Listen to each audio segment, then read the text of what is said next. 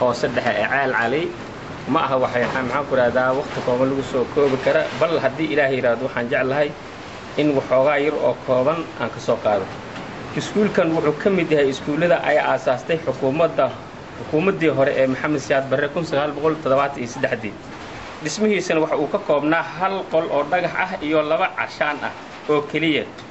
burburkii dawladda ayaa saameeyey dhismihii iyo waxbarashadiiba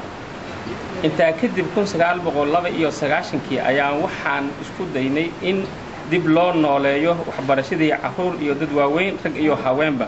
annagoo kaashanaya rag dugsi sare ah iyo macallimiin goobta waxbarashada ay ahayd oo ay waxbarashada ka socotayna waxay ahayd geedo hoostood oo hortii taasoo geedaha hoostooda ay lagala kulmay dhibaatooyin ay ka mid tahay dabaylo roobab iyo waxyaabo curyaaminaya xiriirka macallinka iyo ardayga waa ogtiin macallinka markuu wax sharxayo macallinka ardayda dhageysi laga rabo in yacni haddii meesha ay bannaan tahay geed hoosta ay tahay baabuur xoolo wax walbana wadda agteedna ay tahay iska soo agmarayaan intaa kadib 1993 ayaa waxaa noo suuro gashay inaan la kulmo 1993 ayaa waxaa ii suuro gashay inaan kula kulmo xeradii booliiska oo diris markaa la ahayd iskuulka saraakiil uniform ah waxaana tusnay carruurtii oo geedo hoostood fadhiya waxayna keeneen qalab dhismo oo ku filan 3 qol balse nasiib xumo waxay u dhiibeen booliskii madaniga ahaa iyo maamulkii la shaqaynayay mana dhicin in la mariyo halkii loogu tiragalay waxayna qayb ka noqdeen jahawareedkii jiray qalabkii waxbarashada ee ardada in wax loogu dhisay la rabay ma suuro gelin maxaan ku raahdaa siyaabo kale ayuu maxaan ku raahdaa maray intaa kadib waxaa baaqi ku siin ahaanay in muddo ah ama sanado ah geedaha hoostooda 1997 ayaa waxaa dhismo masaajid keenay 2 mudane oo la kala yiraahdo xaaji mukhtaar sheekh xaamud iyo cabdiqaadir aadan maajoor oo runtii ahaa labadii qof ee ugu horreeyey ee si yacni maxaan ku yidhahdaa iftiin ah burburka kadib ceel cali la timid kadib markay arkeen muuqaalka waxbarasho ayaa mid kasta wuxuu qaatay sidii wax ugu soo kordhin lahaa mukhtaar sheekh xamed wuxuu isla markiiba dayactiri qolkii dhagaxa ahaa wuxuuna keenay kuraas iyo miisas cabdiqaadir aadan maajoor wuxuu iga qaybgeliyey 1997 seminaar ka dhacay gobolka hiiraan oo ay mas-uul ka ahaayeen asaga oo cabdiqaadir aadan maajoor iyo xuseen tooxow faarax loogana hadlayay siday ku waari kartaa waxbarashada iyo dhismaha caamka ahba runtii waxaan ka soo qaatay halkaas fikir lagu dabaqi karo waxbarashada iyo agabkeeda 1999 waxaa inoo suuro gashay inuu dhismo 3 qol waxbarasho hal xafiis iyo 2 mas'uulood uuna dhisay maxamed maxamuud ibraahim goode oo erda oo markaa asigu macbulayay isla sanadkaas waxaan helnay kaalmo martuur ah oo runtii na gelisay dhiirigelin xoogan oo uu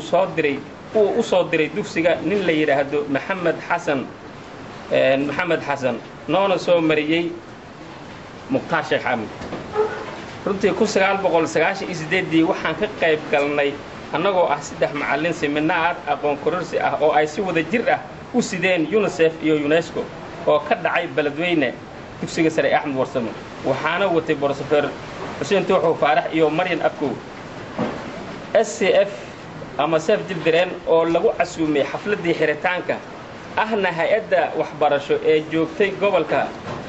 gacan saarna la lahayd 5 dugsi ayaan waxaan weydiisanay inay wax nagala qabato waxbarashada waxayna ka helnay 20 kursi iyo 20 miis oo aan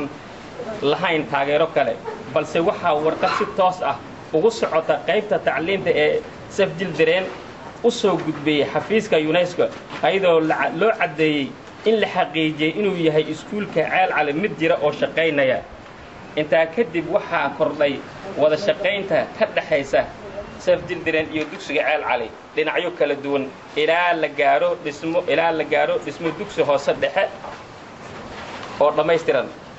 waxay bambagacmeed saareen ceel noo qodnaa waxay SCUK imtixaan midaysan ka qaadi jirtay dugsiyada leh grade 4 ama fasalada afraad ee gacan saarka ay la lahaayeen oo gaarayay 27 dugsi waxaana mar walba kaalinta koowaad galayay dugsiga ceel cali runtii faanna igama aha ama nagama aha xagga ardayda waa jiraa arday aan dhammaysanin waxbarashadii hoose dhexe sababo kala duwan aawadeed balse waxaa ilaah mahadii waxaa ka najaxay ilaa dhowr iyo 10 dafcadood oo ismiir keliya ay sii wateen waxbarashadooda dugsi sare ilaa heer jaamacadeed inta badanse waxay awoodi kari waayeen inay meelo kale u aadaan dugsi sare waxayna go'aansadeen inay si kala mustaqbalkooda u dabaraan waxaan ka qayb qaadanay dhowr sano oo kala duwan tartarno ciyaareed sida buq iyo ceel cali buulay iyo ceel cali tiyaglow iyo ceel cali waxaan ka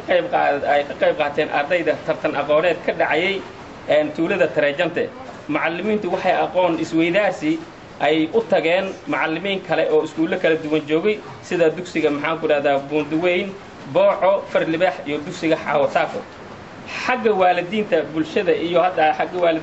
bulshada iyo maamulkii jiray ee hore intooda badan ma dareensana mana oga in horumarka waxbarashada iyo deegaankuba ay ku xiran tahay